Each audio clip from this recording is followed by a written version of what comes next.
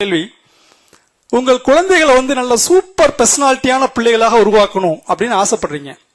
எந்த வயசுல நீங்க பிளான் பண்ணுவீங்க? கேட்கிற கேள்விக்கு ஆன்சர் பண்ணும். 5 வயசுலயா, 10 வயசுலயா, 7 வயசுலயா, 8 வயசுலயா, எந்த வயசுல உங்களது குழந்தைகளை நல்ல சூப்பர் பர்சனாலிட்டியான குழந்தையாக ஆக்கணும் அப்படின்னு திட்டம் போடுவீங்க? சொல்லுங்க. 10 வேற, 15 வேற, சொல்லுங்க. 5, 3, 2 வேற, 7 வேற, சும்மா சொல்லுங்க. குழந்தைகளை பெறும்போது சார் ரொம்ப அட்வான்ஸ். ஓகே, இல்ல அடுத்து என்ன சார் சொல்லுங்க? கடைசியா சொல்லுங்க. இப்ப சொன்னீங்களா? நீதான் சொல்லுங்க. கடைசியா ஒரு ஆள் சொன்னாங்களே, இமாம் சாப் தான் நினைக்கிறேன். இமாம் சாப் எழுதுங்க.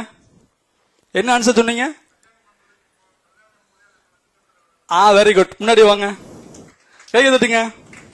சார் பரிசு கொடுங்க. பொண்ணு பார்க்கும் போது என்ன செய்யணும்? நல்ல கலரா பார்க்கணும், நல்ல கை நிறைய காசு. இந்த மாதிரி எல்லாம் ஆளை பார்த்துட்டு என் பிள்ளை சூப்பர் பிள்ளையா வரணும்னு எதிர்பார்த்தீங்கன்னா என்ன செய்யாது?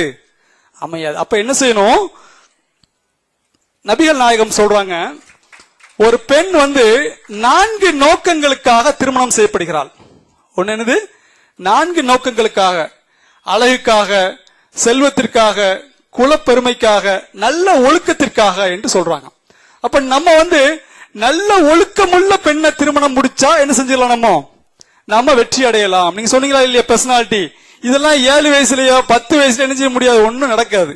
திருமணம் முடிக்கும் போது நமக்கு வரக்கூடிய கணவன் இறைவனுக்கு கட்டுப்பட்டவனா, ஒழுக்கமானவனா, பீடி சிகரெட் இந்த மாதிரியான பழக்கம் இல்லாதவனா என்று பார்த்து முடிக்கணுமே ஒழிய, சொந்த வீடு இருக்குதா, பைக் ஓட்டுவாரா, கார் ஓட்டுவாரா, இந்த மாதிரி எல்லாம் பார்த்து முடிச்சோம்னு சொன்னா என்ன செய்யும்?